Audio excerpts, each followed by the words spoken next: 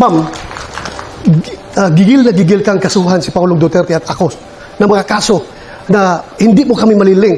Kumusta na po yung conviction mo sa kasong child trafficking? Ano na po nangyari? Bakit andyan ka pa? Hindi ka pa nakulong? Ang tanong ng bayan, dapat bang sampahan ng kaso si dating Pangulong Duterte o hindi?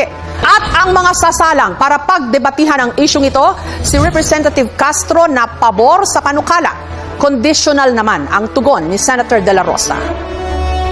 Dapat lang kasuhan si dating Presidente Duterte at long overdue na ito. Pati yung mga kasapakat niya at nag-utos sa pagpatay sa war on drugs. Libo-libo ang pinapatay ni Duterte pero wala pang napapanagot. Kaya kailangan talaga ng hustisya ng ating mga mamamayan. Sinasabi natin dito na dapat ay yung kaso na ito ay matagal na, pati na rin siguro. Senator De La Rosa? Ang sagot ko dyan is conditional, no? Hybrid. Pwedeng yes, pwedeng no. Yes, in the sense na nobody is above the law. Kapag mayroon siyang nagawang kasalanan, kasuhan natin.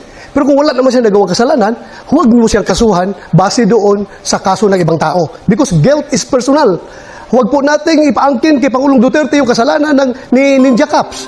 Kaya po, after 3 years, na tapos na sa pag-uulong, walang kaso.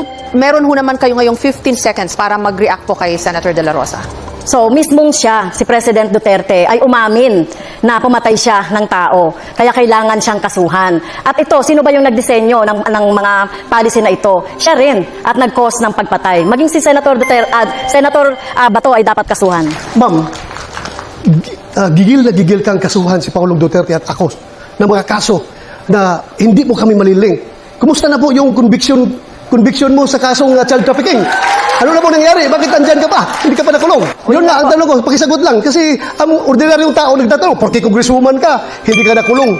Sila pag yung mga ordinaryong tao, kulong ka agad. Kung ito po ay nasa Kongreso, ay out of order ko po dahil wala siya sa tanong.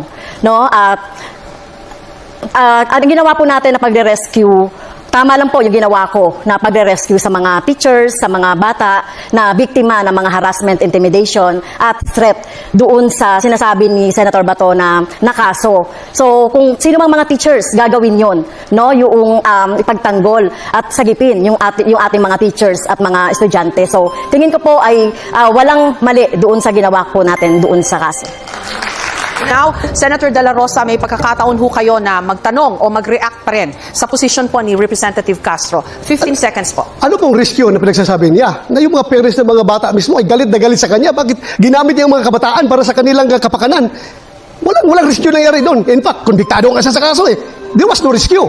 Well, yung sinasabi naman po ng mga magulang na galit sa akin, ay ito ay gawa-gawa lang ito. Itong mga magulang na ito. So kung titignan natin yung mga magulang ng mga bata na talagang involved doon sa pag-aaral ng mga bata doon sa Lumad School, ay talagang nanghihinayang sila doon sa pagsasara ng mga eskwelahan ng mga Lumad dahil alam naman natin kulang talaga sa serbisyong pang-edukasyon ang mga Lumad. So talagang sila ay hinayang na hinayang at sinisisi ang gobyerno ng Duterte. Maraming salamat po kay Representative Castro at kay Senator De La Rosa.